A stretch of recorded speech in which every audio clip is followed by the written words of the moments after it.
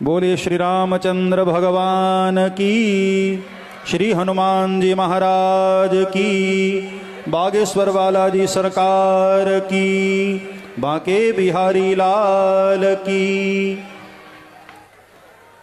सच्चिदानंद रूपाय विश्वोत्पत्त्यादि Hathaway तापत्रय विनाशाय श्रीकृष्णाय वयं नुमः।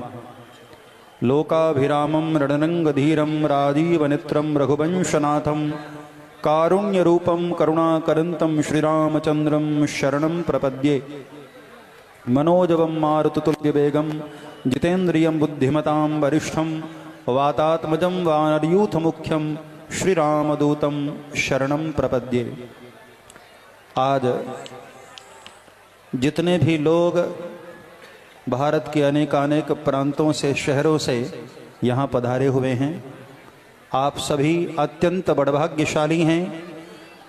हमारे आपके बीच में परम पूज्य श्री बागेश्वर वाले महाराज श्री धीरेन्द्र कृष्ण शास्त्री जी, जिन्होंने अपने वाणी से नहीं बल्कि अपने आचरण से भी देश को जगाने का कार्य किया है, राष्ट्र को जगाने का कार्य किया है। ऐसे नहीं, दोनों हाथ उठा करके जोरदार तालियां,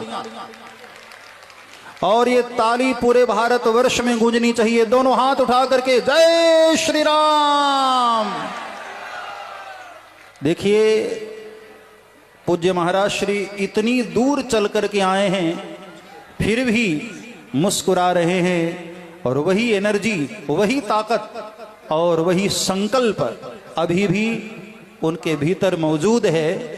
और हम सब लोग यहाँ कब से बैठे हुए हैं, हमारे भीतर और ऐसी गर्जना की भावना होनी चाहिए कि ये गर्जना पूरे भारतवर्ष में गूंजनी चाहिए। जय श्री राम। ये हमारा आपका परम सौभाग्य है कि अब राष्ट्र की चिंता संत जनों के हृदय में है। देखिए,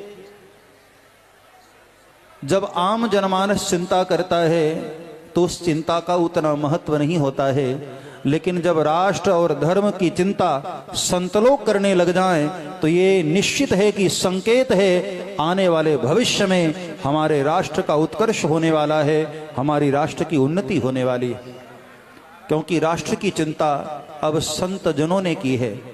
जब जब भी संतों ने चिंता व्यक्त की है तो संतों की चिंता समाज के लिए चिंतामणि की तरह मूल्यवान हुई। एक समय था, गाधि तनय मन चिंता व्यापी। विश्वामित्र जी महाराज के मन में चिंता हुई, और तब भगवान राम को लेकर के आए, जिन्होंने आसुरी शक्ति का विनाश करके धर्म की रक्षा के लिए भगवान ने कदम बढ़ाया। ये विश्वामित्र महाराज की चिंता का ही परिणाम था भगवान राम का सारी दुनिया में सुयश और भगवान का राज्य प्राप्त होना। एक संत की चिंता से शुरुआत हुई। आज हम देखते हैं पूरे भारतवर्ष में पिछले कई वर्षों से ऐसा नैरेटिव सेट किया गया कि जो जो समाज में इस तरह के लोग हैं जो समाज को जगाते हैं, उनको टारगेट किया जाए, उनको बदनाम किया जाए, उनको परेशान किया जाए। रामचरितमानस यदि आप लोग पढ़ते होंगे तो आपको एक एक प्रसंग की ओर मैं आपका ध्यान लेकर जाना चाहूंगा। रावण ने वरदान प्राप्त किया, हम काहू के मरहि न मारे, बानर मनुज जाति दुई बारे। बंदर मनुष्य छोड़ करके मैं किसी के भी हाथ से न मारा जाऊं। ब्रह्मा जी ने तथास्तु किया, और वरदान पाने के बाद रावण ने अपनी संख्या बढ़ाई। ध्यान देना, रावण ने क्या किया? अपनी संख्या बढ़ाई।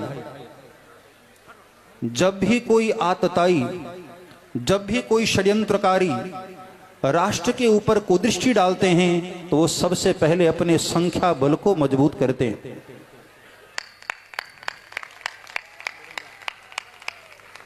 क्योंकि आज हमारे देश में बहुमत की सरकारें होती और विधर्मियों को आतताइयों को अच्छी तरह से यह बात मालूम है कि यदि इस देश पर राज्य करना है तो संख्या बल सबसे पहले मजबूत करना जरूरी है।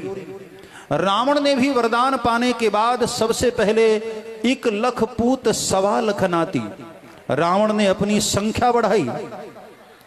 और संख्या बढ़ाने के बाद एक दिन रावण ने सबको, अपने पुत्र पौत्रादिकों को बुला करके आदेश किया कि ब्रह्मा जी ने मुझे क्या कहा था, मुझे मनुष्य मारेगा, तो जाओ ऐसे समाज का निर्माण कर दो जहां कोई मानव बचे ही ना। समाज में ऐसा आतंक फैलाओ कि मानव सभ्यता खत्म हो जाए। तो सबने पूछा कि मालिक उसकी शुरुआत कहां से करें। तो रावण ने आदेश दिया था, बहुत ध्यान से सुनना, एक एक व्यक्ति को यह बात सुनने और समझने जैसी है कि हमारे देश में पिछले 50-60 वर्षों से क्या षड्यंत्र रचा जा रहा है और हमारे माइंड को किस प्रकार डाइवर्ट किया जा रहा है और किस प्रकार से हमारे चित्त को दूषित किया जा रहा है, हमारे बच्चों को संस्कारों से भटकाया जा रहा है। रावण ने कहा कि समाज का निर्माण करता कौन है? कौन है ऐसे लोग जो समाज को जगाने का प्रयास करते हैं और अनवरत मेहनत करते हुए समाज को जगाते रहते हैं? तो सबने कहा कि मालिक 2-4 ही लोग हैं जो समाज के प्रहरी। कौन कौन है? सबसे पहले निशाने पर रखा कथाकारों को। कथाकार, कलाकार और पत्रकार, ये 3 लोग समाज को जगाने का कार्य करते हैं, समाज के प्रहरी। तो रावण ने आदेश दिया, तेहि बहुविध त्रासई देश निकासई जो कह वेद पुराना। और देखिए आपके सामने तीनों ही तरह के, जिनका मैंने नाम लिया, कथाकार, कलाकार और पत्रकार, ये तीनों का संगम हो रहा है इस मंच पर। कलाकार अपनी कला के माध्यम से समाज को संदेश देते हैं। पत्रकार मतलब साहित्य जगत के कोई भी गणमान्य महापुरुष अपनी लेखनी के माध्यम से, अपनी कलम के माध्यम से समाज को जगाने का कार्य करते हैं। जब जब भी भारत की कलम धीमी हुई है तब तक भारत में आतताइयों का बोलबाला बढ़ा है। इसलिए कलम में पैनी धार चाहिए, तब हमारे देश का उत्कर्ष हो सकता है और हमारे देश की उन्नति हो सकती है। रावण ने आदेश दिया, इन तीनों को ही सबसे पहले टारगेट किया। तेहि बहुविध त्रासई देश निकासई जो कह वेद पुराना। जो वेद पुराण के माध्यम से, शास्त्रों के माध्यम से, कथाओं के माध्यम से समाज को जगाने का कार्य करते हैं, ऐसे संतों को सबसे पहले, ऐसे भक्तों को और ऐसे सज्जनों को सबसे पहले टारगेट किया जाए। आज भगवान की कितनी बड़ी कृपा हो रही है कि ये तीनों का संगम हो रहा है। कथाकार भी हैं, कलाकार भी हैं और पत्रकार भी हैं। इन तीनों की मौजूदगी इस बात को सिद्ध कर रही है कि आने वाले भविष्य में भारत पुनः विश्व गुरु बनने वाला है और देखते ही देखते हमारा देश हिंदू राष्ट्र बनकर के रहेगा और हम सब लोग मिलकर के हिंदू राष्ट्र बनाएंगे। रावण ने आदेश किया और रावण के आदेश के बाद इन तीनों को टारगेट किया जाने लगा। संतों को, भक्तों को, सज्जनों को परेशान किया जाने लगा और कुछ समय तक रावण इसमें सफल भी होता हुआ दिखाई दिया। एक समय ऐसा आया कि रावण ने ऐसे समाज का निर्माण कर दिया जहां मानव सभ्यता लगभग विलुप्ति के कागार पर आ गई। लेकिन तब गाधी तनय मन चिंता व्यापी, जब रावण का अत्याचार इतना पराकाष्ठा पर पहुंच गया, तब जो कार्य राजा को करना चाहिए था वो कार्य एक संत ने किया।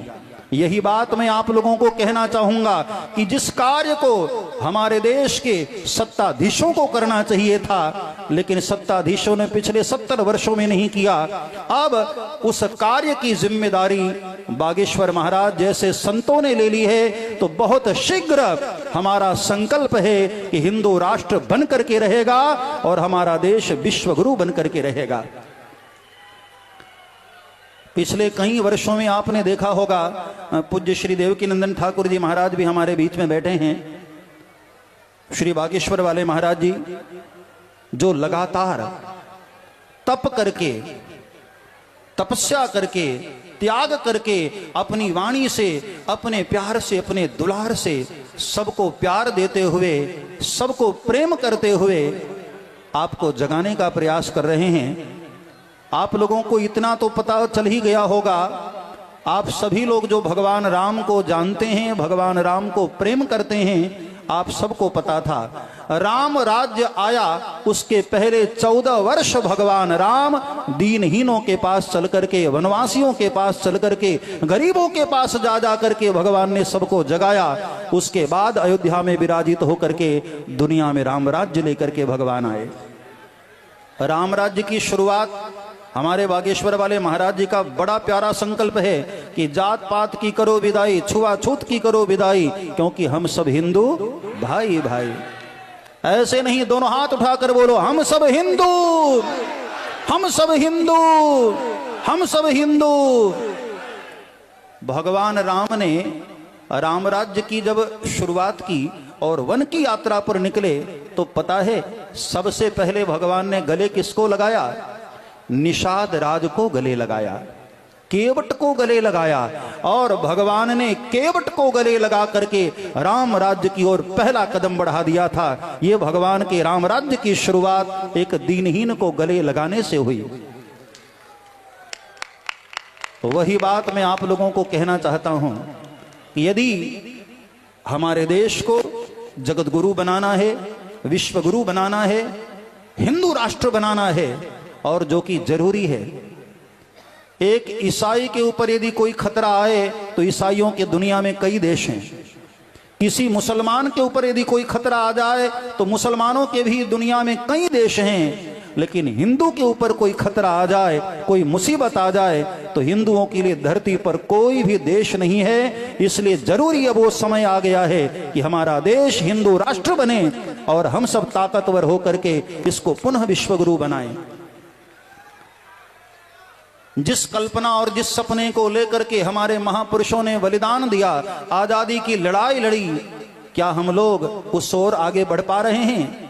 जब तक हम लोग सोए रहेंगे, जब तक हम लोग केवल स्वार्थ की मानसिकता रखेंगे, तब तक हमारे साथ यही होता रहेगा। वोटों की खातिर हमारा शोषण होता रहेगा और हमें जातियों में बांटा जाता रहेगा। अब समय आ गया है, संतों के साथ संकल्प लेकर के आगे बढ़ जाओ और जाति पाति को छोड़ करके एक हिंदू बनने का संकल्प ले लो और उखाड़ फेंको ऐसी मानसिकता वाले लोगों को जिन्होंने हम सबको बांटा है और हमारा शोषण किया है। ऐसे लोगों को उखाड़ फेंकने का समय आ गया है और हम सब लोग एक होकर के अब केवल और केवल संकल्प लेंगे हिंदू राष्ट्र के लिए। भारत माता की, भारत माता की, भारत माता की। जब जब चिंता संतों को हुई है तब तक समाज के लिए एक बड़ा सुनहरा अवसर आया है। राज सत्ताएं जब चिंता करना छोड़ देती हैं तब राष्ट्र की चिंता संतजन करते हैं। और ये आने वाले भविष्य का सुनहरा संकेत है कि आज राष्ट्र की चिंता बागेश्वर वाले महाराज जी जैसे संत महापुरुष कर रहे हैं। और जब अकेले कोई संत संकल्प लेते हैं तो पूरा का पूरा संत समाज उनके साथ खड़ा हो जाता है। अभी मैं छत्तीसगढ़ में था तो एक पत्रकार भाई ने मुझे प्रश्न किया कि बागेश्वर वाले महाराज सनातन पद यात्रा कर रहे हैं तो क्या आपकी भी ऐसी कोई योजना है? तो मैंने तुरंत उनको उत्तर दिया कि जब कोई संत यात्रा लेकर के निकलते हैं तो हम सबको उनके साथ खड़े होना चाहिए, ताकि दुनिया को पता चले कि संत लोगों की गद्दी जरूर अलग अलग है, लेकिन संत लोगों की विचारधारा एक है, संत लोगों का लक्ष्य एक ही है। इसलिए हम सब लोग उस यात्रा में साथ हो रहे हैं, उस यात्रा में शामिल हो रहे हैं। और आपने विगत कई दिनों से देखा होगा, हर मत के, हर पंथ के, हर विचारधारा के, हर अखाड़े के संत महापुरुष लोग बागेश्वर वाले महाराज जी के साथ कदम से कदम मिला करके चल रहे हैं। और ये पूरी दुनिया में संदेश जा रहा है कि जरूर यहाँ संप्रदाय अलग अलग हैं, लेकिन सभी संतों का मत सबके लिए एक है। हम सभी परम सौभाग्यशाली हैं कि आज हमारे बीच में एक ऐसा युवा सन्यासी स्वामी विवेकानंद, सरदार भगत सिंह, आजाद चंद्रशेखर और आज वर्तमान में बागेश्वर वाले महाराज युवाओं के लिए आदर्श बनते जा रहे हैं।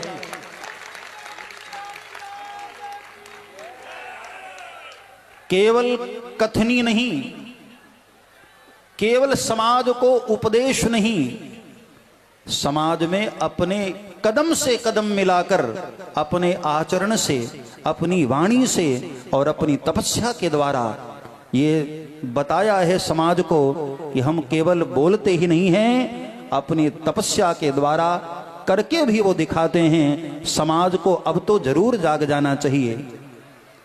जिस प्रकार से स्वामी विवेकानंद ने आह्वान किया, यदि देश में 100 विवेकानंद मिल जाएं तो मैं भारत की तस्वीर बदल दूंगा, आज बागेश्वर वाले महाराज भी यही आह्वान कर रहे हैं कि हम लोग यदि जातियों को छोड़ करके एक संकल्पवान हो जाएं तो आने वाले बहुत शीघ्र ही हम देश में हिंदू राष्ट्र को ला करके अवश्य खड़ा करेंगे। हमारा देश हिंदू राष्ट्र बनेगा, जगत गुरु बनेगा, विश्व गुरु बनेगा। इतनी मेहनत, इतनी यात्रा, भगवान राम 14 वर्ष यदि जब पैदल चले ना, तब ही संतों को आनंद होने लग गया था। संत लोग समझ गए थे कि अब वो समय आ गया है जब दुनिया को राम राज्य मिलने वाला है। संतजन एक मत होकर, कदम से कदम मिलाकर जब साथ चलने लग जाएं, तो ये हमारे देश को समझ जाना चाहिए कि अब वो समय आ गया है कि बहुत शीघ्र हमारा देश हिंदू राष्ट्र बनने जा रहा है और विश्व गुरु बनने जा रहा है। आज यहाँ जितने भी लोग पधारे हैं, एक बात मैं आप लोगों से निवेदन और करना चाहूँगा। आप लोगों की श्रद्धा को मैं प्रणाम करता हूँ, आप लोगों की भावना को मैं प्रणाम करता हूँ। जब मैं यात्रा में शामिल होने जा रहा था तो मैंने देखा हजारों लोग, बूढ़ी बूढ़ी माताएं, छोटे छोटे बच्चे, वृद्धजन, कई प्रकार के भक्तजन, श्रद्धालु इस ओर कदम से कदम बढ़ाए चले जा रहे थे। महाराज श्री उस तरफ से आ रहे थे और कई लोग इस तरफ से यहाँ पहुँच रहे थे। सिर्फ एक भाव है, क्योंकि एक संत राष्ट्र की भावना को लेकर आगे बढ़ रहा है। इसी भावना के कारण बूढ़ी बूढ़ी माताएं, जिनसे चला भी नहीं जा रहा था, मैंने देखा कि वो भी किसी तरह लड़खड़ाती चली आ रही हैं। जब उन माताओं के अंदर राष्ट्र की चिंता है तो हम सभी को एक आज संकल्प लेना है, सौगंध लेना है। जो विरोधी ताकतें पत्र पत्रिकाओं के माध्यम से, सोशल मीडिया के माध्यम से हमारे बच्चों की मानसिकता को दूषित कर रहे हैं, हमारे बच्चों के, युवाओं के चित्त को प्रभावित कर रहे हैं और हमारे बच्चों का माइंड वॉश किया जा रहा है, जिनके द्वारा उन सब लोगों को दिखाने का अवसर आ गया है कि हम लोग जब ये यात्रा 16 तारीख को विराम हो श्रीधाम वृंदावन में, तो हम सब लोग आज ही सौगंध लें कि अपने अपने सगे संबंधियों को, अपने रिश्तेदारों को और अपने मोहल्ले वालों को लेकर के इतनी बड़ी संख्या में श्रीधाम वृंदावन पहुंचना है कि पूरी दुनिया को हिंदुओं की ताकत दिखनी चाहिए, सनातन धर्म की ताकत दिखनी चाहिए। दोनों हाथ उठा करके हम लोग महाराज श्री को वचन दें इस 16 तारीख को। ऐसे नहीं, दोनों हाथ उठाओ, जय श्री राम, जय श्री राम, जय श्री राम, हर हर महादेव। भगवान महादेव को हम लोग साक्षी मानकर ये संकल्प ले रहे हैं कि 16 तारीख को सगे संबंधियों समेत, इष्ट मित्रों समेत, अपने परिवार समेत हम लोग श्रीधाम वृंदावन पहुंचेंगे और महाराज श्री को विश्वास दिलाएंगे कि जब जब भी आप आवाहन करेंगे हम अपने राष्ट्र के लिए सारे कार्य छोड़ करके पहले राष्ट्र के लिए हम लोग खड़े होंगे। राष्ट्र होगा तभी धर्म होगा, और जब धर्म होगा तभी हमारे संस्कार बचेंगे, और संस्कार बचेंगे तभी हमारा समाज बचेगा, और समाज बचेगा ना तभी हम लोग बचेंगे। इसलिए हम लोगों को संकल्प लेना है सबसे पहले राष्ट्र के लिए। हम सब लोग राष्ट्र के लिए एक हों। इस राष्ट्र में कोई अलग नहीं है। जब यज्ञ होता है, आहुतियां पड़ती हैं, तो उसमें काले तिल भी होते हैं और सफेद चावल भी होते हैं, शक्कर भी होती है और कई प्रकार की जड़ी बूटियां भी होती हैं। सारी सामग्री मिल करके तब आहुति दी जाती है और उस आहुति से यज्ञ नारायण भगवान प्रसन्न होते हैं। आज वो समय आ गया है कि हम सभी अलग अलग प्रांतों के लोग, अलग अलग शहरों के लोग, अलग अलग जाति वर्णों के लोग अपनी सारी वैमनस्यता को छोड़ करके एक हो करके इस भारत राष्ट्र के लिए हम अपने आप के तप को, अपने आप के प्रेम को आहुति के रूप में यदि हम प्रदान करते हैं तो निश्चित ही है हमारा देश पुनः विश्वगुरु बनेगा और हमारा देश हिंदू राष्ट्र बनेगा। यहाँ आज मंच पर अनेकानेक महापुरुष, अनेकानेक अलग अलग क्षेत्रों की महान विभूतियां पधारी हुई हैं। हम सभी को थोड़ा थोड़ा श्रवण करने की लालसा होगी, इसलिए बहुत ज़्यादा न कहते हुए दो चार बातें जो मैंने आपसे कही हैं इसको अपने हृदय में उतारिएगा कि समाज को जब भी तोड़ना होता है तो ये आतताई लोग, षड्यंत्रकारी लोग सबसे पहले उन पर प्रहार करते हैं जो समाज को जगाते हैं। संत जनों को क्या पड़ी है, जिन्होंने घर बार छोड़ दिया, जिन्होंने जीवन के सारे सुखों को त्याग कर दिया, उन्हें इस प्रकार मेहनत करने की क्या आवश्यकता। जब अजगर को भगवान पड़े पड़े रोटी दे देते हैं, उसको भोजन दे देते हैं, पक्षी जोब नहीं करती फिर भी उसका पेट भर जाता है, तो जो दिन रात भगवान की माला फिराए क्या उस संत का पेट नहीं भर सकता। अपने आश्रम में भी वो रहे तब भी उसका पेट भर जाएगा। अजगर करे न चाखरी, पंछी करे न काम, दास मलूका कह गए सबके दाता राम। लेकिन संतजन फिर भी आश्रम को छोड़कर, मठों को छोड़कर, अपनी तपस्या, अपनी स्वाध्याय, अपनी दिनचर्या को छोड़कर समाज के लिए पैदल यात्रा करते हैं। एक बार हरिद्वार में मैंने एक संत महापुरुष को पूछा था कि भगवान क्या जरूरत है आपको बार बार उस समाज में जाने की जो समाज संतों की भावनाओं का कद्र नहीं करता। पिछले कई वर्षों से संत जन लगातार समाज को जगाने की चेष्टा कर रहे हैं और समाज है कि जागने का नाम नहीं ले रहा है, बार बार सोए जा रहे हैं। और बल्कि जो बार बार प्रयास करता है उन्हीं संतों पर उंगलियां भी उठाई जाती हैं, उनका कटाक्ष भी किया जाता है। क्या जरूरत है। तो पता है उस बूढ़े महात्मा ने आंख में आंसू भर करके बड़ी अच्छी बात कही। कहा कि बेटा, कुत्ता हमारे घर से रोटी चोरी करके लेकर आता है और चोरी करके खाने के बाद भी रात्रि में भौंक करके हम लोगों को जगाता है। जब कुत्ता चोरी की रोटी खा करके भी अपना धर्म निभाता है तो साधु जनों को तो समाज घी वाली रोटी देते हैं, तो क्या साधु जनों का कर्तव्य नहीं है कि समाज को जा जा करके जगाएं। साधु जन परमार्थ के कारणे साधु धरा शरीर। साधु का अर्थ ही है साधनोति पर कार्यम, जो सही दुख पर छिद्र दुरावा, वंदनीय जही जग जस पावा। अभी हमारे राजूदास जी महाराज ने बड़ी अच्छी बात कही। हमारे बचपन के साथी हैं। जब मैं अयोध्या में पढ़ता था तब हमारे राजू भाई वहाँ पर हनुमानगढ़ी में अक्सर दर्शन दिया करते थे मुझे। हमारे बचपन के साथी हैं। अभी अभी इन्होंने बड़ी अच्छी बात कही कि जब जब संतों ने पैदल चल करके समाज को जगाया है, तब तब समाज ने करवट बदला है और विरोधी ताकतों को उखाड़ फेंका है और समाज सदैव बहुत बलवान होता है। ये पांचों उंगलियां जब तक अलग अलग हैं ना, बड़ी कमजोर हैं।